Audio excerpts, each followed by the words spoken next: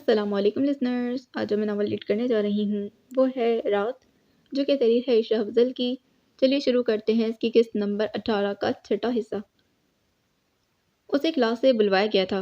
H O D کے office میں آ کر جس شخص کو اس نے دیکھا اس کا حلق تک کڑوا ہو گیا۔ آرام دہ کرسی پر بیٹھا وہ شخص ہلکی سی مسکراہٹ سجائے اسے ہی دیکھ رہا تھا۔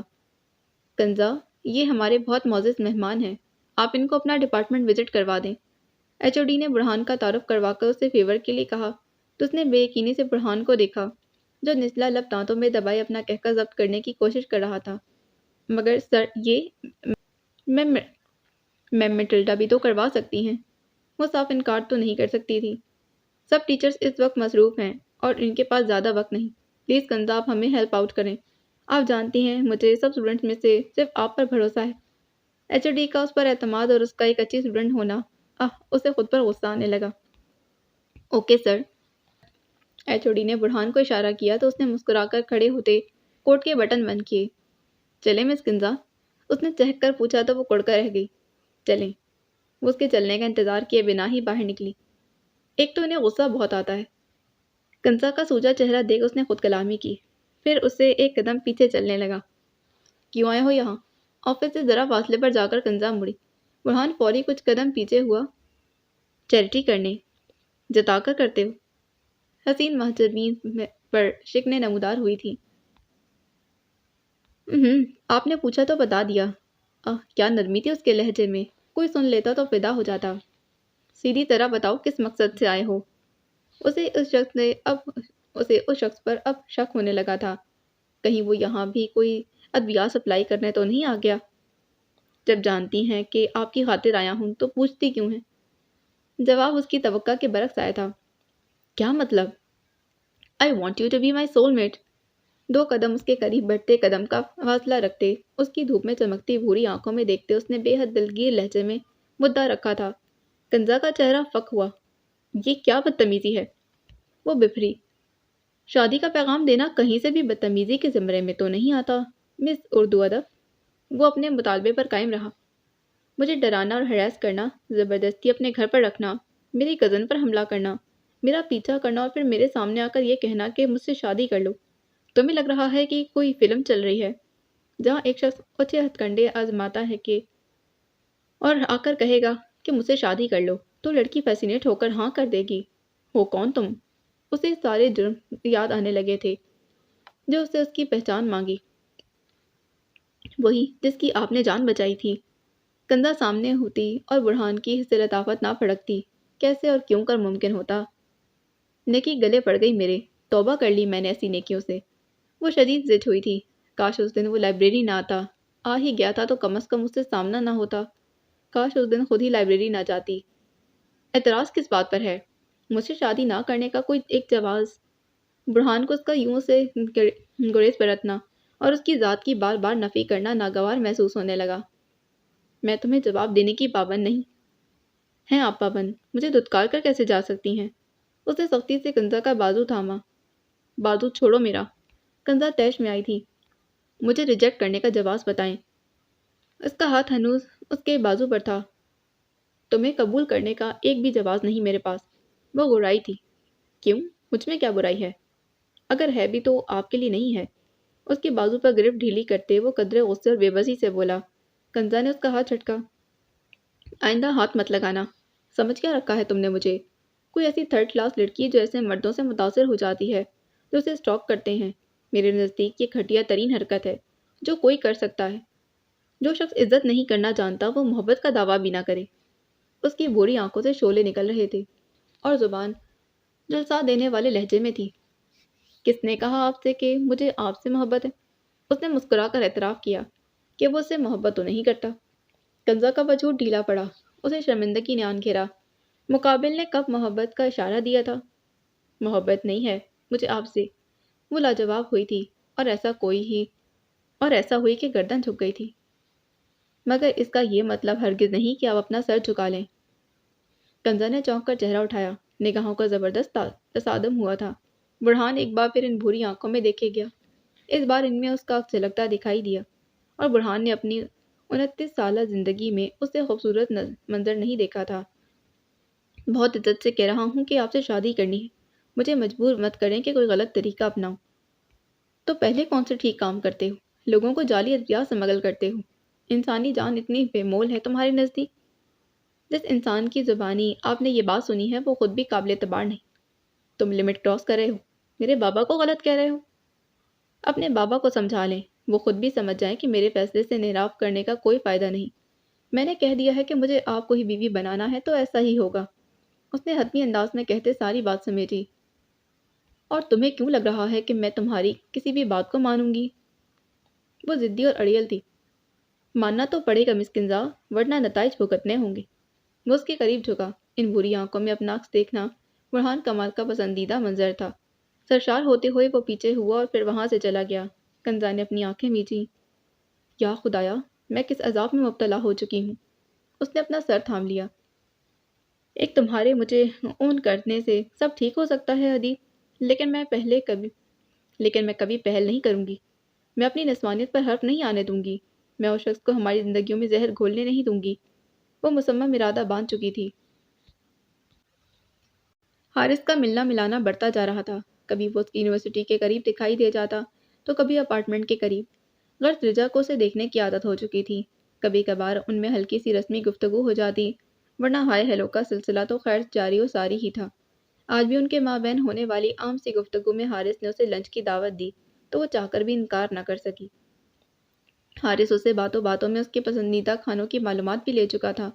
سو جب اس نے رجا کے پسندیدہ کھانے ویٹر کو لکھوائے تو وہ حیران و متاثر کن انداز میں اسے دیکھتی رہی۔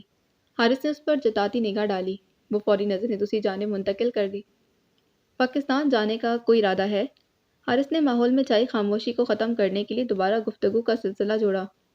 بس ایک بار یہ سیمسٹر ختم ہو، میں نے واقعتاً اس بار پاکستان جانا ہے۔ یہ تو پاکستان کی خوش نصیبی ہوگی۔ وہ چھینپ گئی۔ اب ایسی بھی کوئی خوش بخت نہیں میں، مگر رجا شہروز بخت تو ہے نا؟ وہ ذو معنیت سے بولا۔ ہاں یہ تو ہے۔ ویسے آپ کب جا رہے ہیں واپس؟ بتایا تو تھا کہ اگلے ہفتے میری فلائٹ ہے۔ اوہ مجھے یاد نہیں رہا۔ وہ خجل سے ہوئی۔ حارث نے نظر انداز کیا۔ آپ مجھے سی آف کرنے آئیں گی؟ وہ بہت امید سے اس کی جانب دیکھ رہا تھا۔ میں؟ اسے غالباً اس سوال کی توقع نہیں تھی۔ جی آپ۔ میں کیسے؟ بنا مطلب؟ اس نے اسے جواب نہیں بن پایا تھا، حالانکہ اس وقت بھی وہ تنہا اس کے ساتھ ریسٹورنٹ میں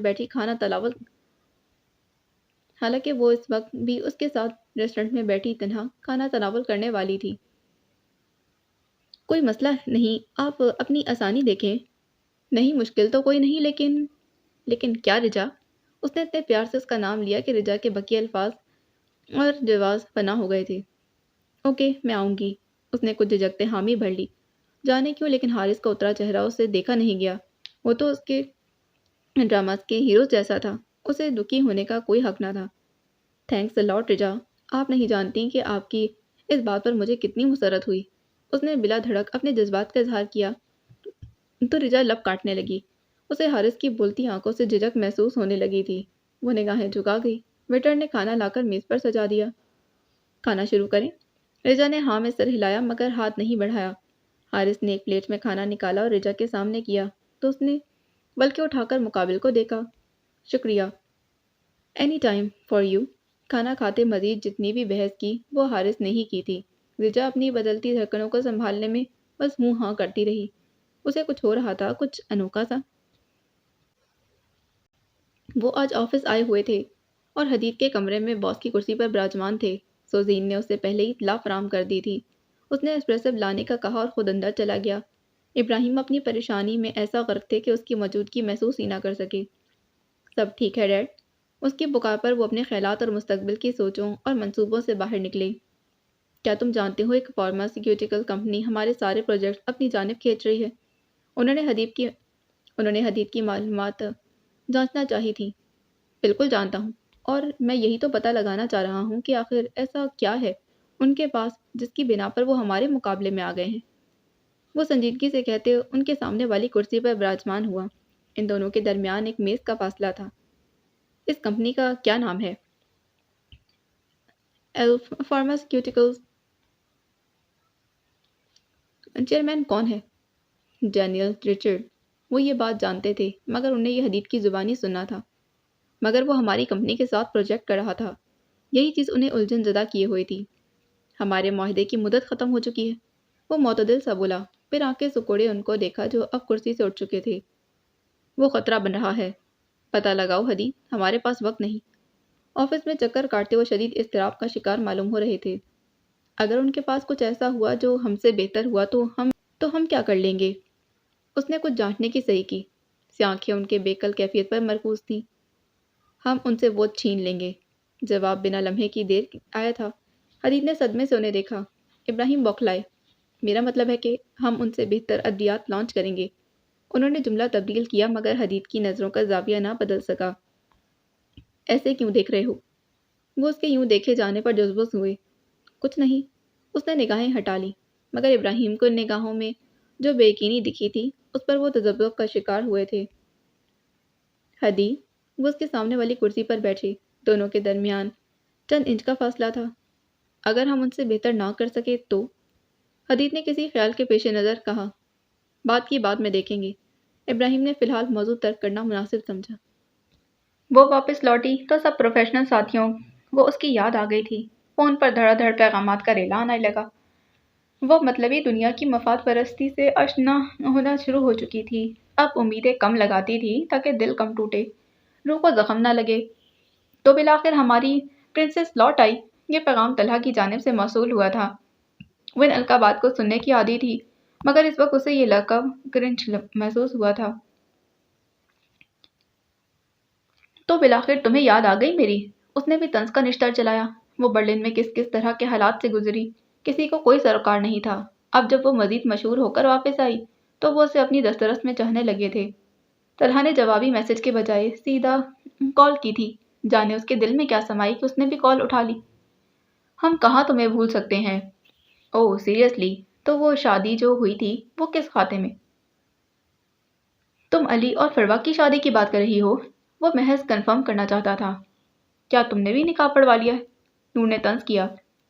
मैं कहाँ, लेकिन अली और फरवा का तो पूछो ही मत। वो उसके तंज नज़रअंदाज किए या शायद महसूस किए बगैर अपनी ही बोला तो नूर को तजस्सुस ने आन घेरा। क्या मतलब? इनकी तलाक हो चुकी है। उसने धमाका खेज खबर सुनाई। कम अज़ कम नूर के लिए ये ऐसी ही खबर थी। वो तो अभी कुछ दिनों कबल तक उनकी शादी की बीसियों तकरीबात मुलाहिजा करके हटी थी। व्हाट? तुम्हें भी यकीन नहीं आ रहा? किसी को नहीं आ रहा। वो अफसोस भरे लहजे में बोला। लेकिन अभी तो उनकी शादी को बमुश्किल एक माह ही हुआ होगा। उसने अंदाज़ा लगाया। 3 हफ्ते बाद ही तो उनकी तलाक हो गई थी। लेकिन ऐसे कैसे हो सकता है? उनकी आपस में नहीं बनी। मगर उनकी तो लव मैरिज थी ना? थी तो सही, मगर शायद मोहब्बत फना हो गई। तलहा रंजीदगी से गोया हुआ। नूर का दिल अजीब हुआ। मैं बाद में बात करती हूँ। उसने फ़ोन काट दिया। तलाक किसी की भी हो सुनकर तकलीफ होती है। कहीं ना कहीं उसे भी ये अंदाज़ा था कि उनकी तलाक क्यों हुई होगी। वो ये भी जानती थी कि उसकी शादी किस बिना पर हुई थी। दोनों एक दूसरे के हमरा टिकटॉक बनाते थे। यूं ही सब में उनका कपल मशहूर हो गया। फैंस उनको साथ देखकर मशहूर होने लगे तो उन्होंने उनके अंदाज़ों से सोच लिया कि वो वाक़तन एक साथ अच्छे लगते हैं। प्रोफेशनल ताल्लुक दोस्ती में तब्दील हुआ और इसी दुनिया के दिखावे में उन्होंने शादी कर ली। मगर ऐसे रिश्ते तो मगर ऐसे रिश्ते कम ही चढ़ते थे, क्योंकि अपनी गर्लफ्रेंड्स तो दूसरे मर्द के साथ देखा जा सकता है मगर अपनी बीवी को नहीं। इसी तरह अपने मर्द दोस्त, जिसे दोस्त कहा जाता है मगर ये रिश्ता किसी भी तौर पर काबिल एतबार नहीं होता, को दूसरी लड़कियों के साथ तो देखा जा सकता है मगर अपने शौहर को नहीं। और फिर शो ऑफ करके ताल्लुक मजीद कमज़ोर रह जाता है। उसे ख्याल आया कि अपनी पल पल की ज़ाती ज़िंदगी की तशहीर करने वाले आखिर अपनी ज़ात के लिए वक्त कैसे निकालते हैं? क्या इनकी ज़िंदगी का हर पल बस मनसूबाबंदी और वायरल होने के शौक़ पर ही मुनहसर होता है? वो सड़क पार करने के दहाने पर थी जब एक गाड़ी उसके करीब आई। जैद जो बिला वजह ही उसे देखने आ गया था, उसकी छठी हिस्स ने खतरे का सिग्नल दिया। वो भागकर उसके करीब बढ़ा, उसे धक्का देकर दूसरी तरफ करते वो खुद गाड़ी की जद में आया था। गाड़ी मंजरनामे से गायब हुई तो वो सड़क पर 2 वजूद जख्मी हालत में गिरे दिखाई दिए थे। इस अचानक अफ्ताब पर रिजा ने अपने हवासों पर काबू पाते उठना चाहा, मगर जिस्म मुंजमद सा होने लगा था। वहीं जैद जो गाड़ी के खरोख से शिद्दत से टकराया था, उसके सर से खून बहने लगा था। रिजा ने सर पर हाथ रखते एक नज़र उसकी जानिब देखा। जैद की कनपट्टी से खून बह रहा था जो उसकी गर्दन तक जा रहा था। उसके अंदर जाने कौन सी कुव्वत आसम आई। वो जोर देकर उठी। لوگ ان کے گرد جمع ہونے لگے تھے۔ کسی نے ایمبولینس کو کال ملائی تھی، کوئی پانی لیے ان کے قریب کھڑا تھا، کسی نے ویڈیو بنانی چاہی، مگر ان سب کو نظر انداز کیے وہ لڑکھڑاتے ہوئے زید کے قریب پہنچی۔ تم ٹھیک ہو؟ زید نے نظر اٹھا کر اسے دیکھا۔ اس کی آنکھوں کے پار اندھیرا چھانے لگا۔ رجا نے بے ساختگی میں آگے بڑھ کر اس کا چہرہ تپتپایا تھا۔ آنکھیں کھولو۔ زید نے اس کا ہاتھ اپنے چہرے سے ہٹایا۔ Are you okay? ایک مرد نے زید کے پاس جھکے اسے پوچھ رہا تھا۔ زید نے رجا کی جانب دیکھتے ہاں میں سر ہلایا۔ آپ ٹھیک ہیں مس؟ وہ مرد اب رجا کی جانب دیکھتے سوالیہ تھا۔ رجا جو لڑکھڑاتے قدموں سے کھڑی تھی اچانک ہی بے جان قدموں سے نیچے بیٹھ گئی۔ زید نے اس کی آنکھوں میں نمی ابھرتی دیکھی، پھر اس کی آنکھیں بند ہو گئیں۔ اٹھو، تم مر نہیں سکتے۔ اگلے ہی پل اس کے چہرے پر زوردار تھپڑ پڑا تھا۔ وہ سارے حواس سمیت بیدار ہوا۔ پاگل عورت، ہاتھ ہٹاؤ۔ عورت کس کو کہا؟ دوبارہ مجھے عورت کہا تو تمہاری چوٹ کا لحاظ کیے بغیر سر پھاڑ دوں گی۔ ہسبینڈ وائف کو یوں سڑک پر سرے عام لڑنا نہیں چاہیے۔ آپ دونوں زخمی ہیں، بجائے اس کے کہ ایک دوسرے کو سہارا دیں آپ تو ایک دوسرے پر چڑھ دوڑے ہیں۔ اس مرد کو غلط فہمی ہوئی اور بہت غلط وقت پر ہوئی تھی۔ اسے شادی کرنے سے قبل میں خودکشی نہ کر لوں۔ رجا پھر غرائی تھی۔ وہ آدمی محتاط ہو کر پیچھے ہٹا۔ کون کہہ سکتا تھا وہ دونوں سڑک پر گر کر چوٹیں لگوا بیٹھے تھے۔ چلو رجا کے زخم تو اندرونی ہی ہوں گے، مگر زید کی تو گردن تک خون پھیل چکا تھا۔ مجھے بھی کوئی شوق نہیں تم سے شادی کا، زیادہ خواب مت دیکھو۔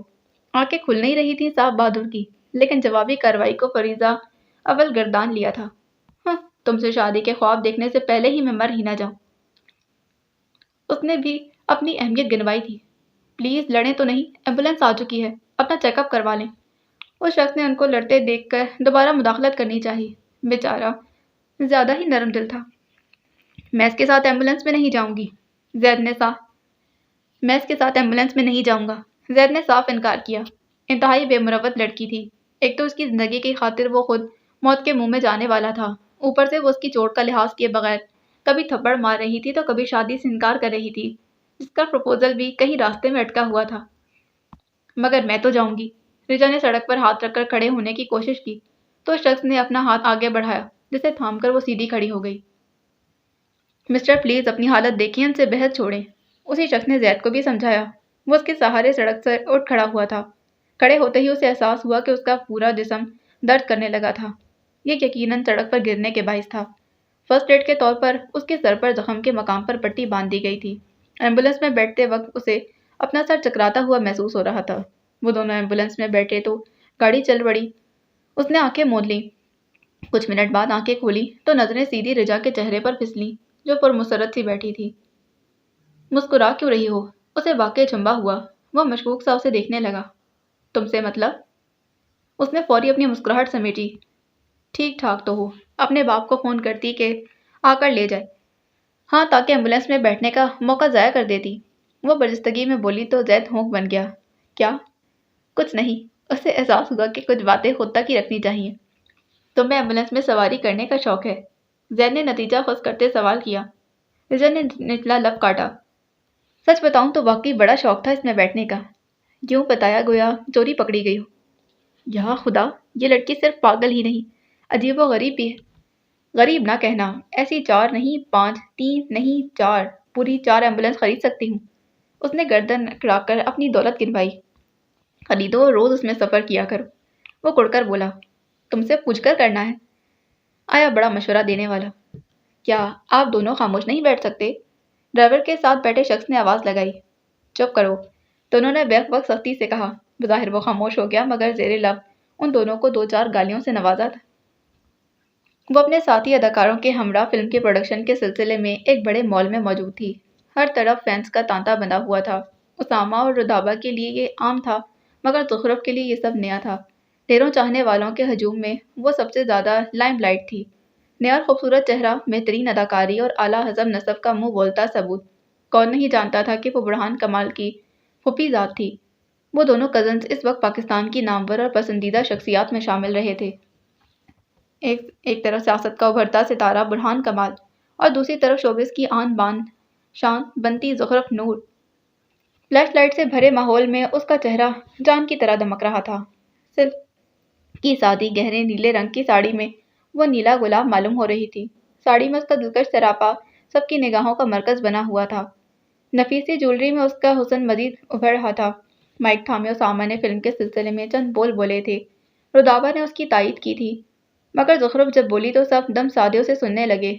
उसका लबो लहजा उसके मुनफरिद होने की गवाही दे रहा था। उसने फिल्म के जिन पहलुओं को उजागर करते उसकी प्रमोशन की, सबसे सबने दांत दे सबने दाद देती निगाहों से उसकी तरफ देखा। उसामा ने तौसीफ की पसंद को दाद दी, जो सारे फैंस का मजमा अपने जानिब इकट्ठे किए बड़ी शान से खड़ी थी। मैम, मैं आपका बहुत बड़ा फ़ैन हूँ। प्लीज़ एक तस्वीर। Ma'am, autograph please. Oh my God, just look at her skin, she is goddess. सारे तबसरे सिर्फ ज़ुखरफ नूर को नसीब हो रहे थे। रुदाबा तो कहीं पसे मंज़र में चली गई थी। उसको मिलने वाला प्रोटोकॉल देखकर उसने मुठियाँ भींची। लाख वो नूर की खैर ख्वाही का सोचती, मगर इस लम्हे उसे खुद से ऊपर जाता देख वो सूखी लकड़ी की मानंद सुलगने लगी थी। एक कैमरामैन माइक लिए नूर से मुखातिब हुआ। सब कहते हैं कि आप फेस कार्ड इस्तेमाल करके यहाँ पहुंची हैं। रुदाबा के चेहरे पर तंजिया मुस्कुराहट उभरी। क्या ताक कर वार किया था उस शख्स ने। हम सब जजमेंटल हैं, छोटे बच्चे हों या बड़े लोग, हत्ता कि जानवर तक को खूबसूरती के बिना पर परखा जाता है। हम लोग इन बच्चों को हाथ में उठाकर खिलाना नहीं चाहते जो हमारे नज़दीक इतने क्यूट ना हो। खूबसूरती किसे अट्रैक्ट नहीं करती। अगर कोई ये कहता है कि वो हुस्न देखकर पिघलता नहीं, तो कम से कम मैं यकीन नहीं कर सकती। अगर लोग ज़ाहिर की बजाय बातिन देखते तो दुनिया के कई मसाइल हल हो चुके होते। उसने जिस तफसील से जवाब दिया, मजीद कोई सवाल का जवाब ही पैदा नहीं होता था। उसे वार्न करने वालों को गिरफ्त में लेना आता था। वो सोशल मीडिया की दुनिया की मलका थी। उसे हर शय संभालनी आती थी, चाहे वो तारीफ हो या तनकीद। फिल्म के रिलीज़ के बाद उसकी हाई रेटिंग्स चौंका देने वाली नहीं थी, क्योंकि बहरहाल वो फिल्म तौसीफ ने डायरेक्ट की थी और उसकी हर फिल्म ही ब्लॉकबस्टर साबित होती थी। लेकिन जो शोहरत ज़ुखरुफ नूर ने हासिल की, वो तो फिल्म के मरकज़ी किरदार पर भी नहीं थी, और तौसीफ जानता था कि इस फिल्म की कामयाबी का सेहरा ज़ुखरुफ नूर के सर जाता था। फिल्म की कास्ट के लिए एक तकरीब रखी गई थी। साथी एक्टर्स बज़ाहिर तो उसे खुशदिली से मुबारकबाद दे रही थीं, मगर अंदर ही अंदर उसकी कामयाबी से हसद का शिकार हो रही थीं। इन सब के बीच हंस हंस कर बातें करते अचानक ही उसे घुटन होने लगी। वो खुले आसमान तले आई। शायद ताज़ा हवा कोई करिश्मा कर जाए। वैसे भी गर्मियों की आमद से पहले का मौसम था। ठंडी हवा अब परत बख्शती थी। तुम्हें मेरा शुक्रगुजार होना चाहिए। तौसीफ जाने कहाँ से आदमका था। ओह हाँ, ये तो सच कहा आपने। मुझे वाकई तुम्हारा एहसानमंद होना चाहिए। आखिर को तुम मुझे बार बार मेरा कैरियर बर्बाद करने की धमकियां ना देते तो कैसे मैं आगे बढ़ती। उसके लहजे में छुपे तंज को महसूस करते तौसीफ के माथे पर बल पड़े। वैसे तुम्हें मेरा एहसानमंद होना चाहिए। मैं अगर तुम्हारी फिल्म में ना होती तो कभी ये फिल्म ब्लॉकबस्टर साबित ना होती। आवाम से मिलने वाले रद्द-ए-अमल पर वो आजकल आसमानों में थी। मुतकब्बिर हो रही थी। ये कहना भी गलत नहीं था। भूल है तुम्हारी, मेरी हर फिल्म ही ब्लॉकबस्टर होती है। अंदाज बावर करवाने वाला था। नूर मसनूई से मुस्कुराई थी। हर फिल्म होती होगी, लेकिन ये नहीं, और ये बात तुम भी जानते हो। तौसीफ की बार बार की धमकियों ने उसे हर लिहाज मुरव्वत बलाए ताक रखने का कहा। और अब तो अवाम भी उसके साथ थी। वो जानती थी अब उसे तौसीफ की नहीं, तौसीफ को उसकी ज़रूरत पड़ने वाली थी। सो शिमला बुलंद था। इतना मगरूर होना अच्छा नहीं होता। उसने तंबीह की, जिसे नूर ने हवा में उड़ा दिया। ये बात मैं तुमसे भी कह सकती हूँ। इज्जत दोगी तो मिलेगी। तुम तुम करोगी तो खाक हो जाओगी। वो हर एक से आप जनाब सुनने का आदी था, मगर ये लड़की काफ़ी अरसे से तुम पर आ चुकी थी। अब उसकी बर्दाश्त जवाब दे गई थी। तो होने दो खाक, तुम्हारा क्या जाता है। एक अदा से कहते वो वापस अंदर बैठ गई थी। तौसीफ से मजीद कलाम करने के बजाय उसे अंदर की घुटन कबूल थी। उसे चंद हल्की सी खराशें आई थी जिन पर मरहम लगा दिया गया था। अलबत्ता जैद का जख्म गहरा था। उसे इस हालत में देखकर रिजा को वाकई नेदामत ने आन घेरा था। पट्टी करवाकर फारिग होने के बाद वो जाने के लिए खड़ा हुआ तो वो उसके सर पर आ खड़ी हुई। जैद ने सवालिया नज़रों से उसे देखा। थैंक्स। मिलाकर उसे मुकाबिल की मदद पर ममनून होने का मौका मिल गया। ज़रूरत नहीं। उसने एक सरसरी निगाह रिजा पर डाली, फिर पैंट की जेब में हाथ डाले। रिजा की नज़र उसकी जेब के ऊपर से झलकते हाथ पर गई थी, जहाँ खराशें वाज़ेह थीं। उसे शर्मिंदगी ने आन घेरा। तुम वक्त पर ना आते तो जाने आज मैं जिंदा भी होती या नहीं। उसने गाड़ी की आमद महसूस भी की थी, मगर रद्द-ए-अमल देने से कबल ही वो उसे टकरा जाती अगर जैद उसे धक्का देकर पीछे ना करता। वो वाकई उसकी एहसानमंद थी। फिक्र मत करो, इतनी जल्दी नहीं मरती। उसने नज़रें उठाकर कहते यकीन दिलाया। مگر موت کا کوئی بھروسہ بھی تو نہیں ہوتا۔ بھروسہ تو زندگی کا بھی نہیں ہوتا، زید نے اس کے چہرے کو دیکھتے کہا۔ رجا، شروز بخت کی آواز سن کر رجا فوراً پلٹی۔ بابا، وہ پریشانی سے فوراً ان کے پاس آئی۔ تم ٹھیک ہو؟ کہاں چوٹ آئی؟ وہ پریشانی سے کبھی اس کا چہرہ دیکھ رہے تھے، کبھی ہاتھ اور کبھی بازو۔ رجا نے انہیں روکا۔ بابا، I am perfectly fine, in fact Zaid کا زخم گہرا ہے۔ اس نے خود پر سے توجہ ہٹاتے زید کی جانب دلائی تھی، جو اس اچانک افتاد پر سٹ پٹایا۔ تم؟ اسے دیکھ شہروز بخت کے ماتھے پر بل پڑے۔ آپ زید کو جانتے ہیں؟ رجا نے حیرت زدہ ہو کر پوچھا۔ ہاں، انہوں نے زید کو دیکھا جیسے ابھی نگل لینے والے ہوں۔ وہ بے وجہ ہی مشکوک ہو گیا۔ رجا نے باپ کی نگاہوں کو دیکھا ہی کہا، وہ تو اپنی سنانے کو تیار تھی۔ آج اس نے مجھے بچایا، ورنہ وہ گاڑی تو… وہ بولتی گئی۔ شہروز مشکوک نگاہوں سے اسے دیکھتے جا رہے تھے۔ زید نے چہرہ ادھر ادھر کرتے خود کو انجان ثابت کروانا چاہا۔ ایک تو جان پر کھیل کر اس لڑکی کی جان بچائی تھی، اوپر سے اس لڑکی کا باپ یوں گھور رہا تھا گویا حادثہ اس نے خود کروایا۔ بیڑا غرق ہو ایسی فلموں کا، جن میں یوں دکھا کر اصل زندگی میں بھی اچھے خاصے مخلص انسان کو مشکوک کر دیا جاتا ہے۔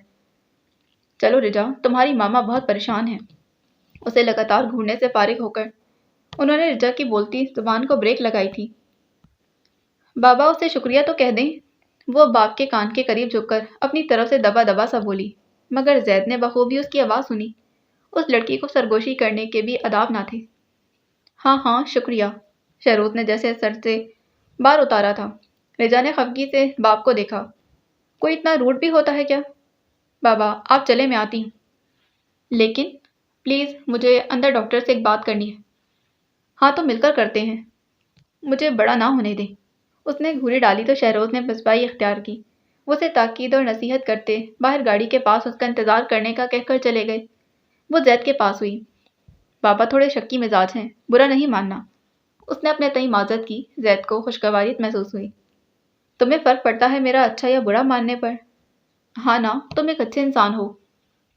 بہت ہی نہ سمجھ میں آنے والی لڑکی تھی۔ بس دیکھو، زیادہ فری نہ ہو۔ میڈم، میں بہت بیش قیمت ہوں، کہ فری ہونے والی بات نہ کریں۔ خاصے جنگجو ٹائپ انسان ہو، اتنی چوٹ پر بھی زبان پر بریک نہیں لگی۔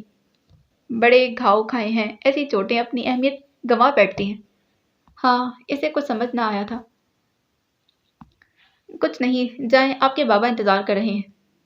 یہیں رکو گے؟ نہیں، میرا اس اسپتال کو برداشت کرنے والا مادہ ختم ہو چکا ہے۔ پھر؟ وہ خاموش ہوئی۔ کیا پھر؟ زید نے ایبرو اچکائے۔ تمہاری طبیعت کا علم کیسے ہوگا؟ وہ نمبر لے لو۔ ہاں، یہ اچھا طریقہ ہے۔ یہ لو، اس نے اپنا نمبر، اس پر اپنا نمبر لکھ دو۔ زید نے اس کے فون پر اپنا نمبر ٹائپ کیا، پھر سیویئر کے نام سے محفوظ کر کے فون واپس رجا کو تھما دیا تھا۔ رجا نے نام دیکھ کر اسے گھورا اور اسے قبل کے وہ اس کے اصل نام سے نمبر سیو کر پاتی۔ شہروز کی آواز پر یہ کام ادھورا رہ گیا اور زید نائک کا نمبر یوں ہی رہ گیا تھا۔ نازش نے اس کے چہرے کو ادھر ادھر کر کے ہاتھوں حتیٰ کہ پیروں تک کا بغور جائزہ لیا، اور وہ واقعی ٹھیک تھی یا بس انہیں پریشانی سے بچانے کی خاطر کہہ رہی تھی۔ وہ ادویات کھا کر سو گئی تھی، اب جاگی تو طبیعت بہت بہتر تھی۔ اچانک سر پر مسلط عذاب یاد آیا تھا تو اسائنمنٹ بنانے بیٹھ گئی۔ نازش اندر آئیں تو اسے پڑھائی میں مشغول دیکھ کر اس کے قریب آ بیٹھی۔ وہ سکون سے کی بورڈ پر انگلیوں کو حرکت دینے میں مصروف تھی۔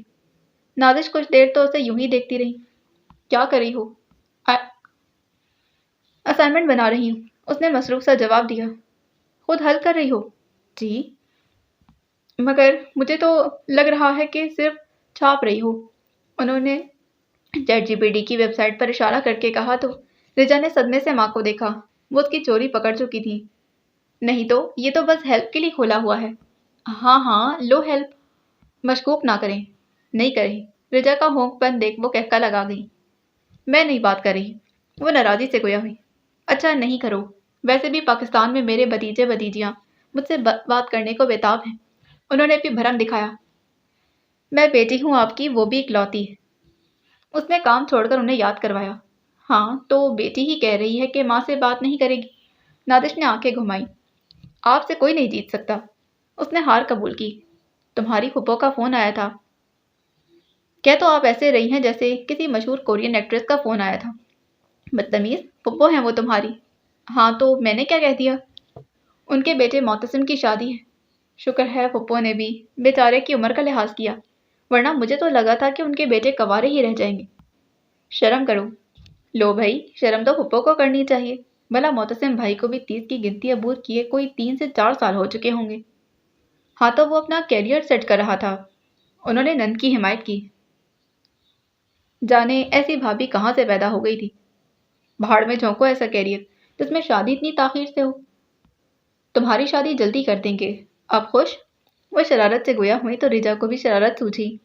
اس نے لیپ ٹاپ پرے کرتے ماں کو دیکھ کر آنکھ کا کونا دبایا۔ کب کر رہی ہیں پھر میری شادی؟ میرا بس چلے تو آج ہی بیاہ دوں۔ اتنا تنگ آ گئی ہیں مجھ سے؟ وہ صدمے میں ہی آ گئی۔ ارے نہیں پاگل، بس جس لڑکے سے تمہیں بیاہنا چاہتی ہوں وہ لڑکا اتنا پسند ہے کہ دل چاہتا ہے آج ہی دعوت دے دوں۔ تصور میں زید کو لائے وہ ساری تقریبات کا سوچ چکی تھی۔ واہ بھائی، کہاں سے ملا آپ کو ایسا لڑکا؟ بتایا تو تھا کہ پاکستان میں ملاقات ہوئی تھی۔ ہاں تو پاکستانی وائرس ساتھ ہی لے آئی ہیں؟ میں نہیں لائی، وہ تو خود یہیں رہتا ہے۔ انہوں نے طرز تخاطب پر غور نہیں کیا، ورنہ بھی رجا کی میٹھی میٹھی ہو جاتی۔ کیا اتفاق ہے؟ انداز داد دیتا تھا۔ مجھے تو قدرت کا شاہکار لگتا ہے۔ آپ قدرت کے اس اشارے کو چھوڑیں اور میرے پاسپورٹ کو دیکھیں۔ اسے اچانک ہی کچھ یاد آیا۔ وہ اسی وقت اس کے چہرے کا رنگ بدلا تھا۔ کیا ہوا اسے؟ مجھے بالکل نہیں یاد کہ میں نے پاسپورٹ کہاں رکھا ہوا ہے۔ وہ واقعی پاسپورٹ کی جگہ بھول چکی تھی۔ یا خدا، بہت تنگ آ گئی ہوں میں تمہاری بھولنے والی حرکت سے۔ عائشہ نے اسے جھڑکا۔ دیکھ لیں کہیں الزائمر کا مسئلہ تو نہیں؟ ہر وقت فضول بولتی ہو، ذرا جو اچھا بول دو۔ مسلمان کو سوچ سمجھ کر بولنا چاہیے۔ خود وہ اسائنمنٹ کو بھاڑ میں جھونکے اب ہر جگہ دیکھ رہی تھی جہاں پاسپورٹ ملنے کا امکان تھا۔ نازش اس کی بھرپور مدد کر رہی تھی کیونکہ انہیں معلوم تھا پاسپورٹ ملنا انہیں ہی تھا۔ وہ آفس کے لیے تیار ہونے کے بعد گھر سے نکلنے لگا تو زید کا خیال آیا۔ گھڑی پر وقت دیکھا، آج ان سب کی میٹنگ تھی اور اس کی گاڑی ہنوز باہر کھڑی تھی۔ مطلب صاف تھا کہ وہ ابھی تک آفس کے لیے نہیں نکلا تھا۔ حدید کچن میں آیا مگر وہ وہاں بھی نہیں تھا۔ اس کے کمرے کی طرف چل دیا، کمرے کے دروازے پر دستک دی لیکن جواب ندارت۔ اسے تجسس نے آن گھیرا۔ وہ دروازے کا ہینڈل گھماتے اندر داخل ہوا تو وہ سر تک کمبل اوڑھے لیٹا دکھائی دیا تھا۔ حدید نے فکر مندی سے اس کے چہرے سے کمبل ہٹایا اور اس کے سر پر بندھی پٹی اور گردن پر زخم کا نشان دیکھ ہر میٹنگ ہر شے ایک دم ہی فراموش ہو گئی۔ اس نے زید کے ماتھے پر ہاتھ لگا کر درجہ حرارت ماپا تھا۔ اس کے ہاتھ کی حرکت محسوس کرتے زید کی آنکھیں کھلنے کے در پر ہوئیں مگر پھر واپس بند ہو گئیں۔ اس کا جلتا جسم محسوس کرتے حدید کے ماتھے پر تفکر کی لکیریں چھا گئی تھیں۔ وہ اپنا کوٹ وہیں صوفے پر پھینکتے کچن کی جانب گیا۔ واپسی پر اس کے ہاتھ میں برف سے بھرا ہوا باؤل اور چھوٹا ٹاول تھا، ساتھ ہی وہ فون پر کسی سے بات کر رہا تھا۔ فوراً پہنچو۔ ہاں گھر پہنچو۔ فون کو کان سے ہٹا کر سائڈ ٹیبل پر رکھنے کے بعد وہ بیڈ پر اس کے قریب بیٹھا۔ ٹاول کو ٹھنڈے پانی سے گیلا کر کے نچوڑنے کے بعد اس نے اسے زید کے ماتھے پر رکھا۔ نیم غنودگی کے عالم میں بھی زید کے ماتھے پر ٹھیک ٹھاک پل پڑے تھے۔ ہٹاؤ اسے، وہ دھیمی آواز میں بڑبڑایا۔ حدید نے اس کی بات کا اثر لیے بنا اس ٹاول کو دوبارہ ٹھنڈے پانی میں گیلا کرنے کے بعد ماتھے پر رکھا تھا تو زید نے بند آنکھوں سمیت ہاتھ اٹھاتے وہ ٹاول پرے ہٹایا۔ پاگل مت بنو زید، ڈاکٹر کے آنے تک تمہیں ہوش تو آئے۔ بے وقوف انسان، اس ٹاول کا پانی زخم کی طرف جا رہا ہے، ٹیسیں اٹھ رہی ہیں۔ حدید نے عجلت میں اس بات پر غور نہیں کیا۔ اوہ آئی ایم سوری، مگر یہ زخم؟ اس کی بات مکمل ہونے سے پہلے ہی وہ واپس غنودگی میں جا چکا تھا۔ حدید کے اندر بے چینی سرایت کرنے لگی۔ اس نے دوبارہ کال ملائی۔ کدھر رہ گئے ہو؟ بس 2 منٹ۔ وہ بار بار غنودگی میں جا رہا ہے، اس کا جسم تپ رہا ہے اور سر اور گردن پر بھی چوٹیں موجود ہیں۔ میں کیا کروں؟ مسلسل کنپٹی کو سہلاتے وہ ساتھ ساتھ اپنے لب بھی کاٹ رہا تھا۔ زید کو لے کر وہ بے حد ٹچی تھا اور یہ بات تو وہ جانتا تھا۔ تم حوصلہ کرو حدید، میں اگلے 1 منٹ تک تمہارے گھر میں موجود ہوں گا۔ یہ 1 منٹ صدیوں پر بھاری گزر رہا تھا، یہ خیال کہ وہ پوری رات بخار میں جھلستا رہا اور وہ لاپرواہ رہا تھا۔ حدید کا دم گھٹنے لگا۔ ڈاکٹر آیا تو اسے لیے زید کے کمرے میں آیا۔ اسے ہوا کیا ہے؟ مجھے معلوم ہوتا تو ابھی یہ ایسے نہیں ہوتا۔ اچھا رکو میں دیکھتا ہوں۔ غالباً اس کا ایکسیڈنٹ ہوا ہے۔ اور یہ تم نے کیا کیا؟ اس نے سائڈ ٹیبل پر پڑے ٹھنڈے پانی کے باؤل اور ٹاول کو دیکھ تشویش سے کہا۔ مجھے کچھ سمجھ نہیں آیا، میں بس اسے ایسے نہیں دیکھ سکتا تھا۔ جانے وہ 34 سال کا بھرپور مرد کہاں غائب ہو گیا تھا، کیونکہ یہاں تو بس ایک دوست تھا جو بچوں کی طرح اپنے ساتھی کے لیے پریشان ہو رہا تھا۔ اوکے صبر کرو۔ اسے تسلی دے کر ڈاکٹر نے زید کو کوئی انجیکشن لگایا۔ پھر اس کے زخموں کا معائنہ کیا اور سر کی پٹی تبدیل کی تھی۔ امید ہے 1-2 گھنٹے تک ہوش آ جائے گا اور پھر اس کی طبیعت بہتر ہو جائے گی۔ حدید نے سر ہلایا تھا۔ تم چاہو تو آفس جا سکتے ہو، ابھی 2-3 گھنٹوں تک تو یہ سوتا ہی رہے گا۔ اسے تیار کھڑا دیکھ اس نے مزید تفصیل کروائی۔ نہیں، اسے ایسے نہیں چھوڑ سکتا، اس نے صاف انکار کیا۔ تو ڈاکٹر نے کندھے اچکائے۔ یہ حدید کا پرسنل ڈاکٹر تھا۔ حدید نے اسے فیس پے کر کے اسے آف کیا تھا، پھر زید کے کمرے میں آنے سے قبل ہی تمام میٹنگز کینسل کر دی تھی۔ وہ 2 گھنٹے اس کے سرانے بیٹھا رہا، نیند میں اس کی ہر حرکت کو دیکھتا اور جانچتا رہا تھا۔ زید کے وجود میں زوردار حرکت ہوئی اور اس نے جھٹکے سے آنکھیں کھولیں تو حدید کے اندر ایک سکون کی لہر دوڑی تھی۔ پتہ نہیں کون سے لوگ ہوتے ہیں جو صبح اٹھتے ہی تازہ دم ہوتے ہیں۔ میں تو جب صبح اٹھتا ہوں تو 2 گھنٹے تو ہوش میں آتے ہی لگ جاتے ہیں۔ زید کو واپس اس کی لے میں دیکھ کر حدید نے سکا سانس بھرا۔ مجال ہے جو یہ لڑکا کسی چیز کو سنجیدہ لے لے۔ کدے یہ ایکسیڈنٹ کب کر پایا؟ اب کیا ایکسیڈنٹ بھی تم سے پوچھ کر کروانا تھا؟ وہ مصنوعی ناراضی سے گویا ہوا۔ بے وقوف انسان، ذرا تمیز نہیں ہے تمہیں، ایسے کون کرتا ہے؟ وہ بلا وجہ ہی اوور ریئیکٹ کر رہا تھا، ایسا زید کو لگا۔ کیوں، کیا ہو گیا ہے یار؟ تم اتنے ایموشنل کیوں ہو رہے ہو؟ ایموشنل نہیں، غصہ ہو رہا ہوں۔ اسے اپنی کیفیت پر غصہ آ رہا تھا۔ خود پر ہے نا؟ ہاں میں بے وقوف ہوں، مجھے خود پر غصہ آتا ہے۔ تم جیسے انسان سے دوستی پر ایک نوبل پرائز تو ڈیزرو کرتا ہوں۔ جسم میں اٹھتی تکلیف کو ضبط کرتے ہوئے مسکرا کر بولا۔ سیدھی طرح بتاؤ یہ زخم کہاں سے لگوائے؟ حدید حقیقت جاننے کا متمنی تھا۔ بس گاڑی سے ٹکرا گیا تھا۔ اب وہ اسے اپنے ہیرو گری نہیں سنا سکتا تھا، اس نے الٹا لٹکا دینا تھا۔ چھوٹے بچے ہو یا مجھے نہ سمجھ رکھا؟ کیا مسئلہ ہے تمہارا؟ بیمار کی خاطرداری کرتے، سوال نہیں۔ زید نے اسے موضوع سے ہٹایا تھا۔ جو لاؤں گا چپ چاپ کھاؤ گے۔ فوڈ انسان، کچھ لے بھی آؤ۔ جا رہا ہوں، اور تم؟ حدید نے گشت شہادت اس کی جانب اٹھائی۔ خبردار جو تم بستر سے اترے، اور تمہارا یہ فون بھی بند۔ اس کے تکیے کے پاس پڑا فون اٹھا کر اپنی جیب میں ڈالتے اس نے زید کو ٹھیک ٹھاک پریشان کیا۔ میں اس کے بغیر کیسے رہوں گا؟ اس نے احتجاج کیا۔ چپ کر کے لیٹو اور آنکھیں بند کرو۔ وہ اتنی سختی سے بولا کہ زید نے بے ساختگی میں ہی آنکھیں بند کر لیں۔ اس کے رد عمل پر حدید کے لبوں پر مسکراہٹ رینگ گئی تھی۔ میرے آنے تک آنکھیں نہ کھلیں تمہاری۔ سر پر کتنی چوٹ لگوائی ہوئی ہے۔ مجال ہے جو اسے سیدھے طرح سے چلنا آ جائے۔ وہ مسلسل بولتے باہر کی طرف گیا تو زید نے آنکھیں کھولی۔ سر میں شدید درد اٹھا تھا مگر لبوں پر مسکراہٹ تھی۔ محبت بھی کرتے ہو اور جتاتے بھی نہیں۔ وہ اس کے انداز محبت پر مسرت سا مسکرا دیا۔ البتہ غنودگی کم ہوتے ہی زخم میں درد اٹھنے لگا تھا اور سر میں تو ہتھوڑے برس رہے تھے۔ اسے واقعی آرام کی ضرورت تھی۔ وہ واپس بستر پر لیٹ گیا تھا۔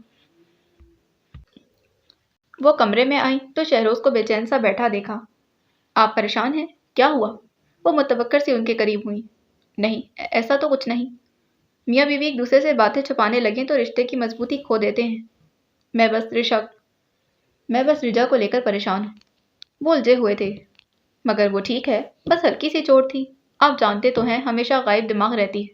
نازش نے انہیں تسلی دی تھی، مگر وہ اس نہج پر پہنچنے سے قاصر تھی جہاں شہروز کی سوچ جا رہی تھی۔ پہلے تو کبھی رجا کے ساتھ ایسا کچھ نہیں ہوا تھا، اور اب ابراہیم سے ملاقات کے فوری بعد یہ سب ہونا، یہ محض اتفاق تو نہیں ہو سکتا تھا۔ پھر زید کی وہاں موجودگی انہیں مزید کھٹکا رہی تھی۔ باجی کے گھر شادی پر جانے سے قبل میں امی کی طرف جانا چاہ رہی تھی۔ ہاں، اپنے گھر سے ہو کر ان سے مل آئیں۔ فلائٹ کب کی ہے؟ 3 دن کے بعد کی۔ رجا بھی یونیورسٹی سے چھٹیاں لے لے۔ نازش نے اس بات میں سر ہلا دیا تھا اور پیکنگ میں مصروف ہو گئی۔ البتہ شہروز حالات اور واقعات کو مختلف زاویوں سے پرکھ رہے تھے۔ وہ اپنے میکے آئی تو سب نے ان کا خاصا اچھا استقبال کیا تھا۔ نوفل نے تو آج نوکری سے خاص طور پر چھٹی لے رکھی تھی۔ شہروز بخت کی آؤ بھگت قابل دید تھی۔ باقی کزنز کے خیال میں ان کی پھپھو کی بیٹی خاصی خوبصورت اور نکچڑی ہونی تھی، مگر جب رجا کو سامنے دیکھا تو انہیں اندازہ ہوا وہ بلا شبہ خوبصورت تھی، مگر نرم خو اور گھلنے ملنے والی طبیعت کی مالک۔ کچھ دیر رکنے کے بعد شہروز کسی کام سے لاہور چلے گئے، جبکہ نازش اور رجا 1-2 دن تک یہیں قیام کرنے کا ارادہ باندھے ہوئے تھیں۔ ان کے ارادے کی اصل وجہ بھی سب کا ڈھیروں اصرار تھا۔ 2 ممانیوں کی باتوں سے فراغت پا کر اپنے کمرے میں آئی کیونکہ اسے اپنی اسائنمنٹ جمع کروانی تھی۔ लेकिन बुरा हुआ जो ठीक उसी वक्त बिजली बंद हो गई। मामा, वाईफाई बंद हो गया। वो कमरे से बाहर निकलकर सीधा नानी के कमरे में आई थी, जहाँ नाजिश की मौजूदगी यकीनी थी। एक तो आजकल की नस्ल को ये फ़ोन देकर जिस मर्जी खुड्डे में बैठा दो, बैठ जाएगी, मगर मजाल है जो किसी बुजुर्ग के सिरहाने बैठ जाए। नानी ने अपनी उम्र के हिसाब से शिकवा किया था। नादिश ने बेटी को घूरा, मगर बेटी तो फिर जेंजी थी। नानो, फ़ोन पर कुछ नहीं होता, अगर इंटरनेट ना हो। तो बेचारे फ़ोन को नहीं, इंटरनेट को कोसें। और किसने कहा कि मैं खुड्डे में बैठकर फ़ोन चलाऊंगी? मैं तो हमेशा आरामदेह जगह पर बैठकर ही फ़ोन इस्तेमाल करती हूँ। और रही बात बड़ों के सरहाने बैठने की, तो बस एक अपलोडिंग करके मैं आपके जोड़ों में बैठने ही वाली। आंख दबाकर कहते वो बाहर को भागी। नानी हक्का बक्का उसे जाता देखती रह गई। क्या खाती है ये लड़की? इतना फर कैसे बोलती है? अम्मी, बस आजकल की नस्ल ही ऐसी है। वो कमरे में जाने लगी थी जब नौफिल ने उसका रास्ता रोका। रिजा ने आईब्रो उचकाकर उसे देखा, जो मौसम की मुनासबत से गहरे मैरून रंग की ड्रेस शर्ट के साथ स्याह जीन्स पहने हुए था। सर के बाल बड़े स्टाइलिश अंदाज में माथे पर गिरे थे। कहाँ जा रही हो कज़न? वो बेतकल्लुफ हुआ।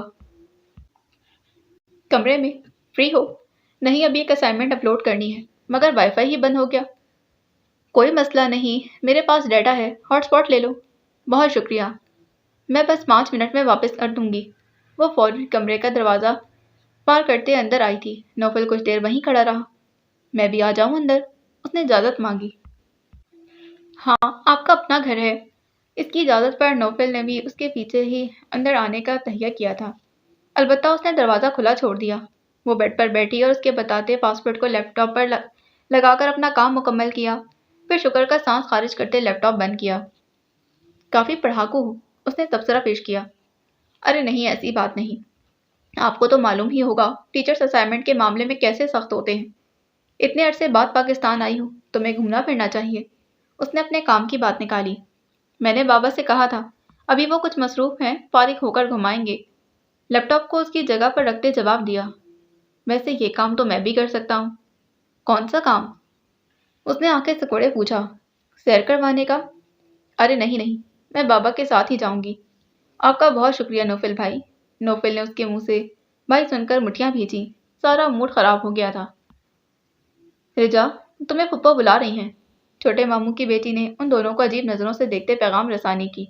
रिजा उठकर नानी के कमरे में चल दी। नौफिल पैर पटक कर अपने कमरे की तरफ बढ़ गया था। अस्सलाम वालेकुम लिसनर्स, आज जो मैं नावल रीड करने जा रही हूँ वह है रात, जो कि तहरीर है इर्शा अफजल की। चलिए शुरू करते हैं इसकी किस्त नंबर 18 का 7वां हिस्सा। आयशा मुसलसल अपनी कनपट्टी सहला रही थी जब इस बच्चे की वालदा उनके पास आई। आपने बुलाया डॉक्टर? उसने सवालिया नज़रों से देखते अर्ज किया। जी प्लीज़ बैठिए। आयशा ने प्रोफेशनल टोन में उन्हें बैठने का इशारा किया तो वो शुक्रिया कहते बैठ गई थी। आयशा ने कुछ पल सोचा, फिर गहरा सांस खारिज करते बात का आगाज़ किया। आप जानती हैं आपका बच्चा किस तरह की बातें कर रहा था? मैं तो खुद हैरान हूँ। वो स्टाइलिश सी खातून काफ़ी परेशान दिख रही थी, जबकि मैं हैरान नहीं हूँ। इस खातून ने अचंभे से उन्हें देखा, जो अब बकी अल्फाज अदा कर रही थी। वालदैन अपने बच्चों से अदम तवज्जो बरत कर उनकी झोली में चाहे लाख मालो मता डाल दे, उससे कोई फ़र्क नहीं पड़ता। मैं इसे वक्त देती हूँ, उन्होंने ज़ोर देकर कहा। आप इसे सिर्फ वक्त दे रही हैं, तवज्जो नहीं। आपका बच्चा मुसलसल फ़ोन पर टिकटकी बांधे अजीब व गरीब एनिमेशंस देख रहा था। उन्होंने उनकी तवज्जो करवानी चाहिए। जाने आजकल की माएँ बच्चों के हाथ में फ़ोन देखकर खुद लापरवाह क्यों हो जाती हैं। वो बेज़रर से कार्टून थे डॉक्टर, खातून ने एतराज़ किया। अगर आप अभी तक इस गलतफहमी में मुब्तला हैं कि मौजूदा दौर के कार्टून्स बेज़रर हैं तो आप सरासर गुमराही में हैं। मैं समझी नहीं। आपका बच्चा कह रहा था कि डेविल उसका दोस्त है। क्या ये आपने सिखाया? नहीं, मैं ऐसी बातें कैसे कर सकती हूँ? भला शैतान हमारा खैर ख्वाह या दोस्त कैसे हो सकता है? उन्होंने झुरझुरी ली। ये बात आप जानती हैं, मैं जानती हूँ, मगर आपका 6 साला बच्चा इस बात से आगाह नहीं। उसके दिमाग में जो बातें बिठाई जाएंगी वो उसे ही संजीदा लेगा। यहूदी मीडिया हर तरह हमारी नस्ल को बर्बाद करने का प्रोपेगेंडा कर रहा है, और हम अपने बच्चों से इतने लापरवाह हो चुके हैं कि अपने हाथों से अपनी आने वाली नस्ल की बर्बादी का बाइस बन रहे हैं। आयशा ने बिला तरद्दुद उन्हें मसले की गहराई का एहसास दिलाया। सामने बैठी खातून के चेहरे का रंग पक हुआ। आजकल के कार्टून्स में गे कल्चर को सपोर्ट किया जा रहा है। बताएं, जब आपका बच्चा ये सब देखकर बड़ा होगा تو کیا یہ اسے صحیح اور غلط کا فرق سمجھا سکے گا؟ وہ خاتون نادم ہو کر سر جھکا گئی۔ ہم کیا کریں ڈاکٹر، ہماری تو ایک زندگی ہے، ہر وقت بچوں کے سر پر تو نہیں بیٹھ سکتے نا، 100 کام ہوتے ہیں۔ اپنے بچوں کا رجحان اچھی سرگرمیوں کی طرف کریں، انہیں برین بوسٹنگ گیمز لے کر دیں یا پھر ان سے باتیں کیا کریں، انہیں سبق آموز کہانیاں سنایا کریں، دعائیں یاد کروائیں، انہیں آؤٹنگ پر لے کر جایا کریں، کبھی پارک لے جایا کریں، کبھی چہل قدمی کے لیے انڈور کی بجائے آؤٹ ڈور گیمز پر توجہ دلائیں، ایسے ان کی جسمانی صحت بھی بہتر ہوگی۔ بہت شکریہ ڈاکٹر، میں ویسے ہی کروں گی۔ عائشہ ان کی حوصلہ افزائی پر مسکرا دی تھی۔ ڈاکٹر کے بہت سارے فرائض ہوتے ہیں، پھر فیس لے کر 4 گولیاں دے دینا آپ کو ڈاکٹر نہیں بناتا، زندگی لگانی پڑتی ہے۔ وہ تینوں نازش کے میکے کے بعد شہروز کے بھائی کے گھر دعوت پر گئے تھے۔ شہروز کے بھائی پرویز کے 3 بچے تھے، ایک بیٹی اور بیٹے کی شادی ہو چکی تھی، جبکہ ایک بیٹی ابھی تعلیم جاری رکھے ہوئی تھی۔ اس بیٹی سے رجا کے خاصے بے تکلف مراسم تھے، اسی لیے گھر آتے ہی سب سے سلام دعا کرنے کے بعد وہ بنا دستک دیے اچانک ہی اس کے کمرے میں داخل ہوئی تو ورینا نے فوری طور پر کچھ چھپانے کی صحیح کی۔ رجا متوجہ نہ ہوتی، لیکن اس کا ہڑبڑانا اتنا تھا کہ وہ مکمل طور پر اس کی جانب رخ موڑ گئی تھی۔ رجا، بریرہ بہت پرجوش ہو کر اٹھی اور اس کے گلے لگ گئی تھی۔ دونوں کے چہرے چمکے، وہ بہت عرصے بعد مل رہی تھیں، خوش ہونا تو لازم تھا۔ کتنی دیر گلے لگنے کے بعد وہ دونوں الگ ہوئیں تو رجا کو اس کی ہڑبڑاہٹ کا خیال آیا تھا۔ کیا چھپا رہی تھیں؟ کچھ نہیں، بستر پر موجود تکیے کے کنارے سے کچھ لگتا ہوا نظر آ رہا تھا۔ مجھے تو بتا دو۔ کچھ بھی نہیں، تم بتاؤ کیسی ہو، اور پاکستان آنے کے اتنے دنوں بعد آئی ہو۔ وہ اسے لیے بیٹھ کے دوسری جانب آئی تھی۔ رجا اس کی نہیں سن رہی تھی، اسے تو ابھی تک اس کا چونکنا کچھ چھپانا ذہن میں کھٹک رہا تھا۔ بریرہ، اچھی کزن نہیں ہو؟ دیکھو، مجھ سے تجسس بالکل برداشت نہیں ہوتا۔ میں تو کورین ڈراماز بھی دیکھتی جو مکمل ہو چکے ہوں تاکہ اگلی قسط کا تجسس نہ رہے۔ ایسے نہ مجھے نیند بھی نہیں آتی، پھر ڈارک سرکلز ہو جائیں گے، اور پھر اگر میرے دولہے نے اچانک انکار کر دیا۔ استغفر اللہ، خدا کا خوف کرو، کیوں ایسی باتیں کرتی ہو؟ اور تمہارا دولہا کہاں سے آ گیا؟ رجا کی ان حرکات سے واقف تھی اور جانتی تھی کہ اس کی بولتی زبان کے آگے یقیناً کوئی خندق نہیں تھی۔ ارے آ جائے گا نا وہ بیچارہ بھی، پہلے تم تو دکھاؤ۔ بریرہ نے اس کے فطرت کے پیش نظر تکیے کی جانب جھکتے ایک کینوس اس کے آگے کیا جس پر بے حد خوبصورت خطاطی کی ہوئی تھی۔ اوہ مائی گاڈ! گہرے سیاہ رنگ پر سنہرے رنگ سے اتنی نفاست سے الحمدللہ لکھا ہوا تھا کہ رجا مسمرائز ہوئی۔ ساتھ ہی کینوس پر جگہ جگہ سنہری جروکے بھی لگائے گئے تھے، زیر زبر پیش الگ ہی نظارہ پیش کر رہے تھے۔ شاندار! تم اتنی اچھی خطاطی کرتی ہو بریرہ! وہ خوشی کے مارے صدمے سے بول ہی نہ سکی۔ کہ میں نے نہیں کی؟ اس نے فوری انکار کیا۔ جھوٹ مت بولو، اس پر تمہارے دستخط ہیں۔ وہ ایک کنارے پر موجود اس کے دستخط دیکھ چکی تھی۔ بریرہ یوں ہو گئی جیسے چوری پکڑی گئی ہو۔ اللہ کو مانو لڑکی، اتنی خوبصورت خطاطی چھپا رہی ہو، پھر اقرار بھی نہیں کر رہی۔ میں نے تو سنا ہے کہ آرٹسٹ اپنے نام کو لے کر بہت ٹچی ہوتے ہیں، کوئی ان کا موازنہ کسی سے کر دے تو سخت ناپسند کرتے ہیں۔ تم اکلوتا پیس ہو۔ اس نے بریرہ کے سر پر چپت لگائی، پھر پینٹنگ ہاتھ میں تھامے باہر کو جانے لگی۔ جب بریرہ نے اس کا راستہ روکا، کہاں؟ سب کو دکھانے جا رہی ہوں۔ کوئی ضرورت نہیں۔ بریرہ نے وہ ہاتھ میں آنے والا کینوس اس کے ہاتھ سے لے لیا تھا۔ تم نے دکھایا تو نہیں نا؟ رجا نے اندازہ لگایا۔ نہیں۔ تو پھر مجھے دکھانے دو پلیز۔ گھر میں کسی کو نہیں معلوم کہ میں کیلیگرافی کرتی ہوں۔ کیا؟ وہ صدمہ ہی تو لے گئی تھی۔ کیوں؟ ان سب کو یہ بیکار لگتا ہے، وقت کا ضیاع۔ بریرہ اداس ہوئی۔ مگر اتنی اچھی ہابی وقت تو برباد نہیں کرتی۔ ہر کوئی نہیں سمجھتا نا، گھر والوں کو بس بچے رٹا لگاتے ہوئے ہی اچھے لگتے ہیں، تاکہ خاندان میں ان کی دھاک بیٹھے کہ جی میری بیٹی تو سارا دن پڑھتی رہتی ہے، بہت اچھے گریڈز لے کر آتی ہے۔ وہ تلخ ہوئی۔ پڑھائی ایک طرف بریرہ، مگر یہ تو ٹیلنٹ ہے، ہر کسی کو نصیب نہیں ہوتا۔ جب تک ٹیلنٹ پیسہ نہ دے یا خاندان والے اسے اپروو نہ کریں، گھر والے بھی اس ٹیلنٹ کو بیکار ہی سمجھتے ہیں۔ اسے واقعی افسوس ہوا تھا۔ جانے ہمارے والدین اس بات کو کب سمجھیں گے کہ یہ سب کچھ ہابیز ہی ہوتی ہیں جو ان کے بچوں کو کچھ دیر کے لیے خوش کر کے انہیں دنیا کی پریشانیوں سے نکالتی ہیں، ورنہ اس بھاگ دوڑ والی زندگی میں انسان خود کو ہی بھلا دے۔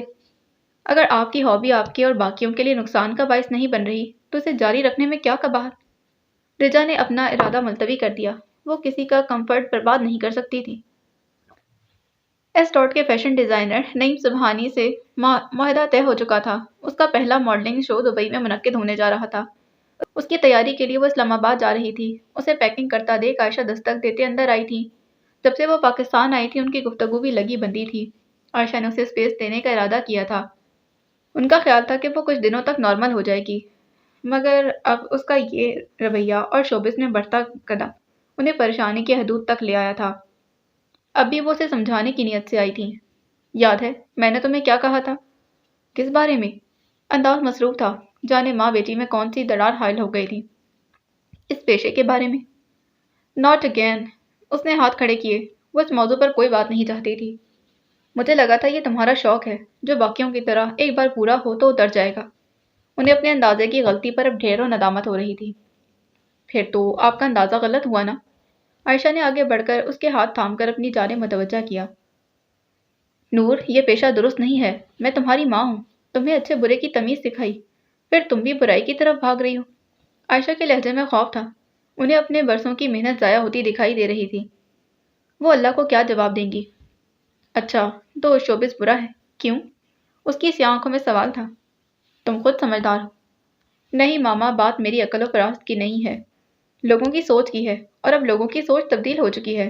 اب گانے والیوں کو لوگ میراثی نہیں سنگر کہتے ہیں، ناچنے والیوں کو بغیرت نہیں ڈانسر کہتے ہیں، اداکاری کرنے والے کو بھانڈ نہیں ایکٹر کہا جاتا ہے۔ لوگ ان کے مداح ہیں، ان جیسا بننے کی جستجو کرتے ہیں۔ ایسے لوگوں کے فینس ان کی سپورٹ ہوتے ہیں۔ پھر کیا ہوا اگر میں چاہتی ہوں کہ لوگ میرے مداح بن کر رہیں؟ وہ جراح پر آئی، ساتھ ہی اپنی خواہش کا اظہار بھی کر دیا۔ عائشہ اس کے ارادے جانتے ششدر رہ گئی تھی۔ تم پیپل پلیزنگ بننا چاہتی ہو؟ جو سمجھنا ہے سمجھ سکتی ہیں۔ اس نے ماں کے ہاتھوں سے اپنے ہاتھ نکالے۔ تمہیں لگتا ہے یوں تم شہرت کماؤ گی؟ یہ کیا سرائی نہیں، حقیقت ہے۔ شہرت، نام، پیسہ، مقام، آخر کیا نہیں ہے اس پیشے میں؟ 4 دن پس منظر سے ہٹ کر دیکھنا، لوگ تمہیں بھول جائیں گے۔ ان لوگوں کو راضی رکھنے کے لیے خود کو تکلیف کیوں دو؟ میں ان کے لیے نہیں، اپنے لیے کر رہی ہوں۔ اس نے ماں سے زیادہ خود کو بتایا تھا۔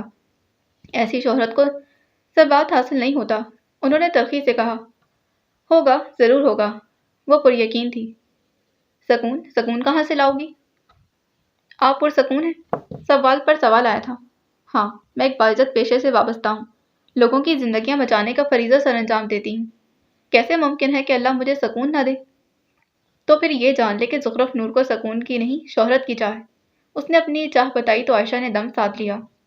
پھر میری بات یاد رکھنا، جس معاشرے میں ایک ڈانس کوئی اونچی حرکت فیملی بلاگنگ کے نام پر بے حیائی پھیلانے اور تھرڈ کلاس حرکات کرنے سے کسی کو سرآنکھوں پر بٹھایا جانے لگے اور لوگ اس کے دلدادہ بن جائیں تو وہ معاشرہ تباہ ہو جاتا ہے۔ میں نے معاشرے کا ٹھیکہ نہیں لیا ہوا، مجھے اپنی پرواہ ہے۔ انفلوئنسرز پر معاشرے کا قرض ہوتا ہے، انہوں نے باور کروایا۔ اگر آپ کو یوں لگ رہا ہے کہ آپ کی تنبیہات کا مجھ پر کوئی اثر ہوگا تو ایسا نہیں ہونے والا۔ میں یہ آفر کسی صورت نہیں چھوڑ سکتی۔ ماں کے دلائل اور جراح کا مقصد جان کر اس نے خود ہی انہیں باور کروا دیا تھا۔ اسے پہیلیوں سے بات کرنے کی عادت نہیں تھی۔ کاش میں تمہیں پہلے قدم پر روک لیتی، وہ شکستہ سی بولی۔ اب کوئی فائدہ نہیں، وہ وقت تیر کی کمان سے نکل چکا ہے۔ وہ کمرے سے واک آؤٹ کر گئی۔ میری تربیت میں کہاں کھوٹ رہ گیا؟ عائشہ سر پکڑ کر بیٹھ گئی تھی۔ انہیں یقین تھا کہ ان کی نور اس سب سے بدظن ہو جائے گی، لیکن وہ اس دن کا انتظار کرنے کے بجائے انہیں یہیں روک دینا چاہتی تھی۔ بعض اوقات والدین بچوں کو پہلے غلط قدم پر نہیں روکتے، یہ سوچ کر کہ ان کے بچے خود ہی برائی چھوڑ دیں گے، مگر زیادہ تر بچے خود کو اس برائی کی لت لگا لیتے ہیں اور پھر وہ برائی ان کا نشہ بن جاتی ہے۔ وہ معاشرہ جہاں بے حیائی، بےہودگی، فضولیات اور ناچ گانے، فحاشی اور اریانی پھیلانے والے انفلوئنسرز کی حیثیت سے جانے جائیں، وہ معاشرہ تباہ ہو چکا ہے۔ اب وہ ہر شخص جو ایسے نام نہاد انفلوئنسرز اور کانٹینٹ کریٹر کے تابع ہو جائے وہ اس تباہی میں برابر کا شریک ہوتا ہے۔ اگر آپ کو متاثر کرنے والا شخص ہی ایسا ہوگا تو آپ کو یقیناً اپنا مواخذہ کرنے کی خاصی ضرورت درپیش ہے۔ وہ بریرہ کی طرف ہی رکی تھی، اس کے علاوہ اس کی کسی کزن سے کوئی خاص وابستگی بھی نہیں تھی۔ وہ یہیں سے ان کے ہمراہی میں ہوٹل جانے والی تھی۔ وہ فریش ہو کر باہر نکلی تو بریرہ کے ہاتھوں میں نوٹس دیکھ کر اسے حیرت ہوئی تھی۔ اسے پھپھو کے بیٹے کی شادی کی تقریب میں دلچسپی نہ لیتے دیکھ اب رجا خود پوچھنے سے باز نہ رہ سکی تھی۔ ایسے کیوں بیٹھی ہو؟ جانا نہیں؟ دل نہیں کر رہا، اس نے نوٹ نیچے کیے، پڑھا بھی نہیں جا رہا تھا۔ دل نہ کرنے کی کوئی تو وجہ ہوگی۔ بریرہ نے لب کاٹے۔ رجا اس کے پاس بیٹھ گئی، اس کے ہاتھ تھامے اور سر کو ہلا کر اسے بولنے کا اشارہ کیا۔ بریرہ کئی لمحات شش و پنج کا شکار رہی، پھر بول پڑی، سب مجھے جج کرتے ہیں۔ مطلب؟ سوالیہ تاثر ابھرا۔ جب میں رشتہ داروں کے ہاں جاتی ہوں تو وہ میری شخصیت اور ذات پر اتنے تبصرے کرتے ہیں کہ میرا دم گھٹنے لگتا ہے۔ کبھی کوئی مجھے یہ کہتی ہے کہ میری آنکھوں تلے ہلکے پڑ گئے ہیں، کبھی میری رنگت کے مانند پڑ جانے کا یقین دلاتی، کوئی میری ڈریسنگ پر طنز کرتی ہے، مجھے وحشت ہونے لگتی۔ وہ خود اذیتی سے بولی۔ رجا کو دکھ ہوا تھا، جانے یہ لوگ دوسروں پر تبصرہ کرنے کی عادت سے خود کو باز کیوں نہیں رکھتے۔ ان کے تلخ الفاظ کے باعث بریرہ جیسی لڑکیاں خود کو کتنی تکلیف دیتی ہیں، مگر چھپ کر بیٹھ جانا اور خود کو اذیت دینا بھی کوئی حل نہیں۔ پھر میں کیا کروں؟ اس نے تھک کر پوچھا۔ چلو میرے ساتھ۔ اس حلیے میں؟ اس نے اپنے لباس کی جانب اشارہ کیا۔